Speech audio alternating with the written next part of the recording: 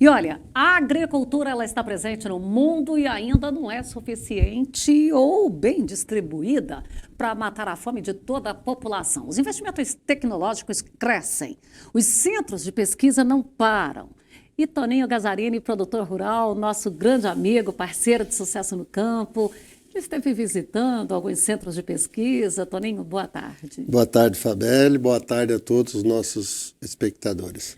Toninho, o que você tem visto aí em andanças? Você fez umas viagens, como é que foi isso? Fabelle, você sabe que a pesquisa não para, né? E ao longo do tempo, todas as novas inovações que tem na semente, uma empresa ela elegeu alguns produtores no Brasil, em todos os estados que planta soja. Então nós fomos, eles falam, os eleitos.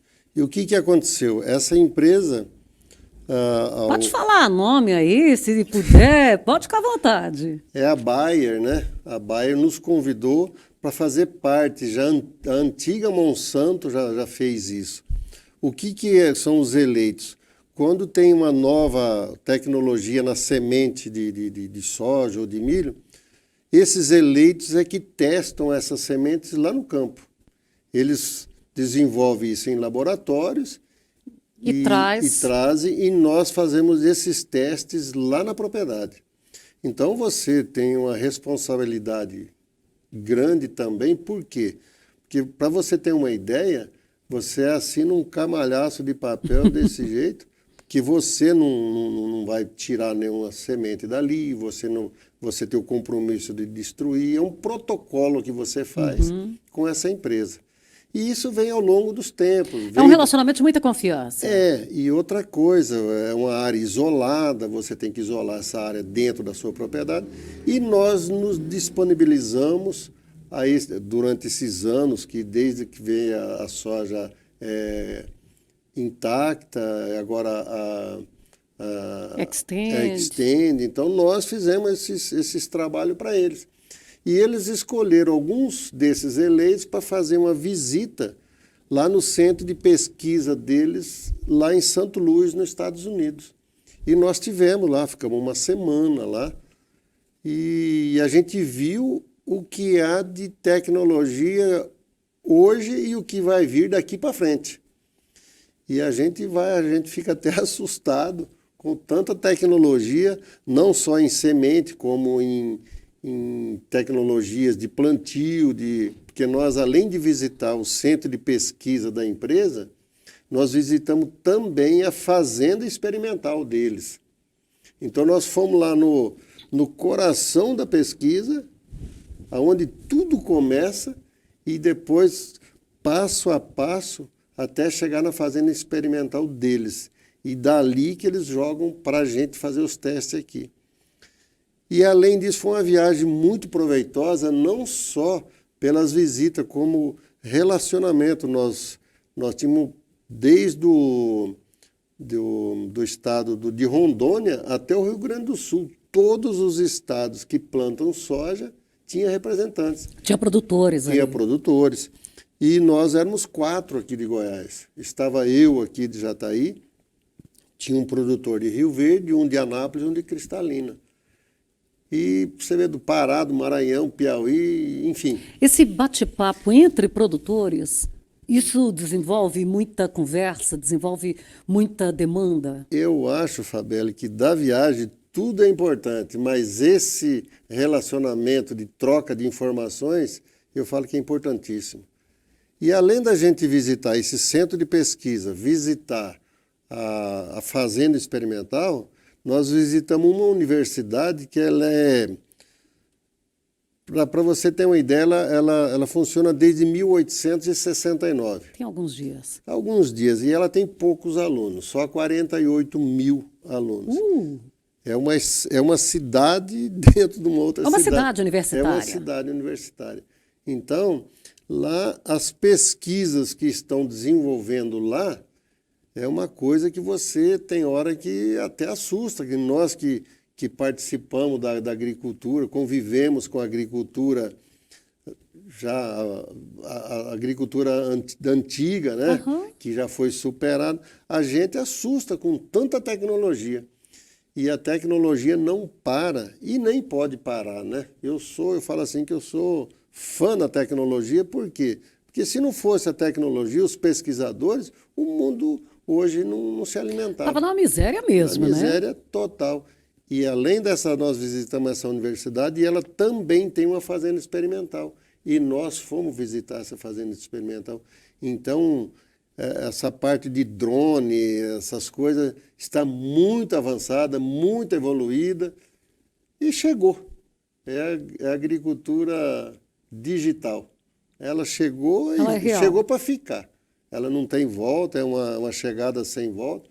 Então, nós vamos conviver com isso e são ferramentas que nos vai auxiliar muito ao longo desses anos futuros aí.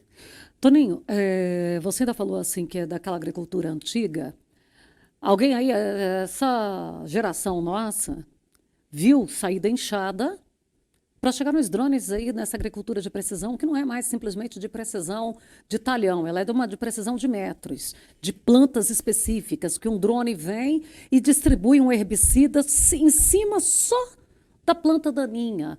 E aí, vendo tudo que você viu, ainda tem coisa para desenvolver nesse aspecto?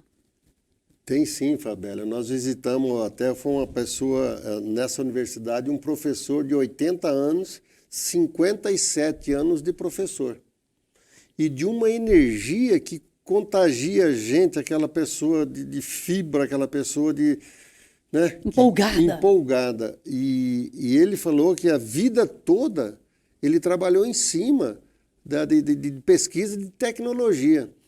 E ele falou que ele gostaria de viver mais 30 anos para ele saber daqui 30 anos como é que vai ser. Então não vai parar, a pesquisa não vai parar nunca e nós vamos ter que acompanhar, não podemos assustar com as coisas que vêm. Por exemplo, eu sou agricultor desde criança, desde a época dos meus avós, meus pais, né? E a gente passou por todas essas transformações. Pelas transformações e crises. E crises também, eu falo que a agricultura ela teve algumas fases que foram um divisor de água. Eu costumo falar que o plantio direto foi o maior divisor de água que já existiu, o plantio direto na palha. Que isso aí foi um divisor, foi uma revolução na agricultura. Foi. Depois veio as plantas RR, né, com resistência ao glifosato. Então, também foi um divisor de água. E hoje são as biotecnologias que estão aí a olho nu. E agora a agricultura digital. Essa tem coisa para vir aí que a gente... Nós demoramos para chegar no plantio direto. E depois do plantio direto, se você pegar aí por ano, isso aí já foi uma série de alterações, de mudanças. Eu falo, Fabélia, o difícil foi chegar até aqui. Daqui para frente, as mudanças vão ser tão rápidas que se a gente não tiver atento, vai passar e a gente não vê. Então, vai acontecer muita coisa, está acontecendo muita coisa, né? E não para, a pesquisa não para. Para isso, Deus deu a sabedoria ao homem, e o homem vai desenvolver, sim. E nós estamos falando aí, especialmente, de pesquisa na genética vegetal, dessa evolução da genética vegetal. Mas e lá, nos herbicidas, lá nos defensivos, lá nos bicos de aplicação, também vem essa mesma velocidade, essa mesma rapidez? Vem.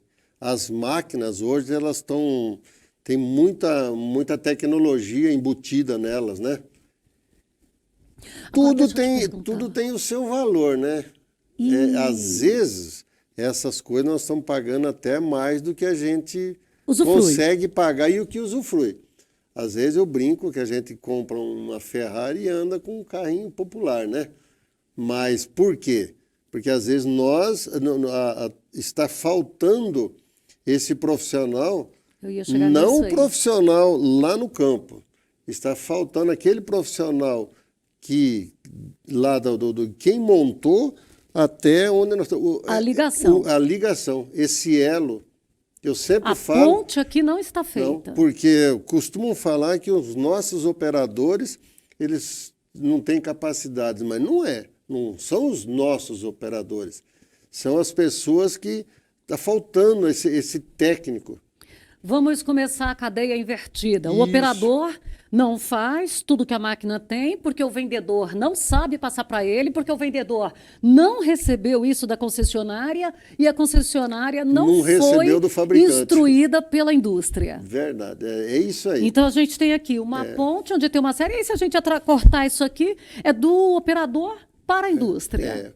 Então, está faltando esse elo. Existem essas pessoas, só que são poucas pessoas. Então, o mercado está necessitando de mais pessoas técnicas nesse setor. Por quê? Porque as máquinas estão evoluindo, os nossos operadores, lógico que aqueles operadores mais antigos têm um pouco mais de dificuldade, mas essa meninada aí, Fábio, eles aprendem com maior facilidade. Eles nasceram digitais. Eles são, não adianta. Agora, precisa alguém também informar eles. Porque, de repente, tem uma máquina que nem as pessoas capacitadas não sabem que a máquina tem aquele dispositivo para ser usado. E são tantos aplicativos São. E a evolução é muito grande, né? A gente percebe, por exemplo, onde que você falava que um drone ia fazer esse trabalho. Nós visitamos Israel há 4 anos atrás, tinha um drone lá que ele é um drone pequeno. Um ano depois eu fui num evento de uma empresa aqui no Brasil que um drone ele se abastecia sozinho, reabastecia sozinho, e você podia programar ele lá. Ele ia e voltava, ia e voltava. Isso aí não é coisa do futuro, isso já existe. Existe e ele se abastece com vários produtos. Então, você fala, é uma coisa que assusta, mas já existe. É um protótipo? Mas ele já está trabalhando. E o mais difícil é o protótipo funcionar, então, não é? Então, vai ter outros problemas, vai acontecer algumas dificuldades? Vai, mas já existe. Então, isso prova que a coisa vai funcionar. Isso aí é um modelo israelense, né, que já está funcionando. E, então, aí você imagina um pulverizador se reabastecer sozinho à noite, que é a melhor hora de se trabalhar. E você não está pagando o funcionário lá, o funcionário está descansando para amanhã ele fazer aquilo que ele precisa fazer. Ele levar o caminhão lá de novo, né? Porque então, para só encher o tanque do drone lá. Eu estou falando isso para a gente conseguir. Ó, a imaginação, onde vai? E você teria ali um risco de acidente, porque poderia ter um sono do operador para fazer a pulverização naquele momento mais adequado. Às vezes dá aquele momento de sono, porque era à noite. Então, quer dizer, você se isenta, você protege o seu funcionário. Então, e vai falar que não tem gente preparada para trabalhar? Tem, existe. Não pode pegar as pessoas mais idosas, né? Mas essa meninada... Para essa atividade, né? Porque os idosos podem vir, mas é para não, mas essa meninada faz isso tranquilo. Agora, é o que eu volto a dizer, falta o elo. Esse elo nós estamos muito carentes e eu acho que as empresas vão ter que trabalhar um pouco, as escolas, né? Trabalhar nesse sentido de você preencher essa lacuna que hoje, infelizmente, ela é vazia. Nós estamos conversando com Antônio Gazzarini, produtor rural, e uma liderança classista aqui em Jataí, participa, é ativo. E, Toninho, e também teve aquele encontro do agro na semana passada, Encontro Nacional do Agro, e você esteve por lá. Qual foi a sua avaliação sobre esse encontro? Qual a sua visão? Foi muito bom, foi positivo. É a primeira vez, pelo menos foi dito lá, primeira vez que a nossa entidade maior, que é a CNA, se posiciona politicamente. E acho que já estava na hora de acontecer isso, né? Uhum. Então foi o presidente da CNA, ele se pronunciou, ele foi muito feliz na fala dele, e assim se declarando abertamente o apoio ao nosso candidato a presidente, Jair Bolsonaro. E eu vou te contar, Fabélia, até a gente esperava que fosse mais pessoas, e depois que nós chegamos lá, que nós fomos ver que não era possível levar mais pessoas. Que o recinto lá, segundo informações, suporta 3.200 pessoas, tinha tranquilamente 3.500 pessoas. E foi feita uma carta de intenções do agro, foi entregue ao nosso presidente, ao candidato presidente e atual presidente, né? E de reivindicações do setor do agro, mas só que... Aquelas demandas básicas. Do Brasil inteiro. Do Brasil inteiro. E outra coisa, Fabélia, eu achei positivo também algumas demandas da saúde, da educação, da segurança. Então, pois é, foi porque... muito completo, foi um evento assim de tirar o fôlego. Porque quando fala das demandas do agro, o produtor, de um modo geral, é o que a gente traz muito na nossa comunicação, ele não é egoísta. Ele quer a cadeia inteira em pleno funcionamento. Você foi muito feliz na sua colocação. O produtor rural, ele não pensa na atividade dele lá no campo. Ele pensa na vida como um todo, a vida social aqui dentro do centro do município. Lógico que as maiores demandas estão lá no campo, que é de lá que a gente tira o nosso sustento, que a gente paga nossos impostos e cumpre com as nossas obrigações. Mas o produtor rural, ele está muito atento e muito inserido dentro da sociedade urbana como um todo. E você foi muito feliz. Foi dessa maneira, foi muito bom. Olha, foi um encontro que eu imagino que acho que nunca tinha tido no Brasil. Um apoio maciço, um apoio de norte a sul desse país. Tinha gente de todos os estados. 27 estados representados lá. Então, a gente ficou muito feliz, a gente ficou assim bem confiante no que pode acontecer agora no mês de outubro. Então, quer dizer, essa questão de levar segurança, saúde, educação, o produtor precisa, o funcionário do produtor precisa, o que compra aqui o grão precisa, o que vende os insumos precisa. Ou seja, é a cadeia inteira, a sociedade toda. É o que a gente sempre fala, o agro, tem gente que fala assim, mas o agro emprega lá no campo poucas pessoas. Com essas tecnologias que nós estávamos falando agora há pouco, sim, lá as máquinas cresceram, tudo cresceu, mas o seguinte, e você imagina essa cadeia do agro, lá da indústria, no transporte até chegar aqui, quantas pessoas que o agro emprega. E é em cima disso que essas questões que foram levadas ao presidente, ao candidato também, né? Que representam tudo. Aí não está falando só do agro, está falando do Brasil como um todo. E foi muito bom, Fabélia. Foi uma coisa assim... a gente não está acostumado a ver tanta gente junto num recinto, né? Que a gente vê essas manifestações. Mas é em público, em rua, em ambiente aberto. Mas assim, fechado, um ambiente fechado. Além de tudo, a organização foi perfeita. Perfeita organização. CNA, de parabéns. Parabéns à CNA, parabéns à nossa FAEG, né? Parabéns ao nosso sindicato rural aqui de Jataí, que deu apoio. Infelizmente, era para ter ido mais pessoas, como não coube, então teve que...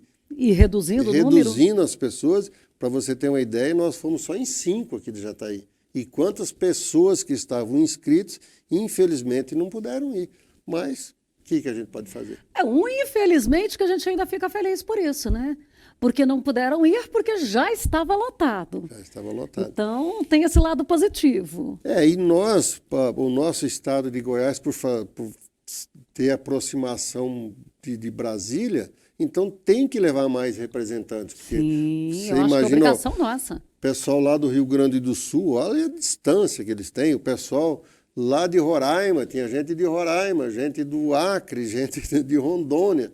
E nós, como bons goianos, nós fizemos Nossa parte, fizemos nossa parte. Nossa, sim, né? Que eu não fui lá, mas... Não, mas nós fomos representando os goianos, né? E nós que estivemos lá fomos representantes da nossa cidade de Jataí. Então, foi tudo muito perfeito, muito bom. Todas as pessoas envolvidas, a organização, para você ver, servir esse pessoal todo. Com alimentação. Com alimentação, café da manhã e almoço. Então foi... E o presidente saiu de lá muito empolgado com o apoio do nosso setor. E não pode ser diferente, né, Fabélia? Não. Senhores, nós temos que posicionar. Nós não estamos em cima do muro. Sim, nós temos que posicionar. Eu falo assim, a gente tem que respeitar as pessoas. Não podemos, às vezes, respeitar certas atitudes das pessoas. Hoje eu falo assim, o Brasil hoje tem dois caminhos a seguir. Ou você quer o caminho do bem ou o caminho do mal. Isso aí não sou eu que estou falando. Nós temos São as próprias pessoas que estão lá que estão dizendo isso. Basta ver o discurso delas, né? Então eu falo assim, a gente tem que respeitar. E o exemplo com quem elas querem. Então pronto. Então nós temos que se posicionar assim. E a gente tem que pensar, nós não podemos pensar hoje, você... Nós temos que pensar nos nossos filhos, nossos netos, as gerações futuras que vão vir.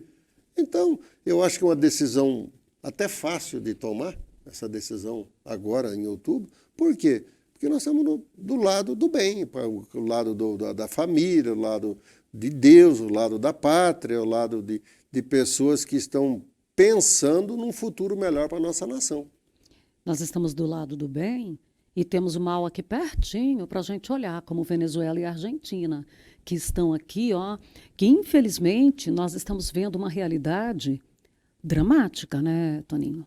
Ainda ontem eu vi uma reportagem de um país que eu falo que é um país irmão, né? Que a Argentina é um país irmão nosso, considerado um dos países sempre foram, já foram los ricos. Hermanos. Então, 40% da população está na miséria. Então, é muita coisa. São exemplos que a gente tem que pegar os bons exemplos a seguir, mas a gente também tem que pegar os maus exemplos para evitar... Para não irmos para eles. Então, a gente tem que fazer. Então, infelizmente, os nossos companheiros aqui vizinhos estão numa situação difícil. E é uma coisa que a gente não quer para o nosso país. Inclusive, abandono de lavouras, né? Aconteceram por lá. É isso aí. Como é que faz? Então... a gente que pensa um pouco, a gente tem que raciocinar e ver o lado que... Tem que tomar posição, como você falou. E nós tomamos posição, o agro tomou essa posição. Não acho que não vai ter problema, não. E eu acredito muito em Deus. Eu falo que Deus não vai deixar acontecer isso com a nossa nação, não, porque é uma nação cristã, é uma nação de povo trabalhador. Povo de bem. Uma nação que sempre se posicionou para o lado do cristianismo, e eu acho que não vai ser diferente. Toninho, eu quero agradecer sua participação conosco, já aqui quase 12h29, a gente já vai encerrando.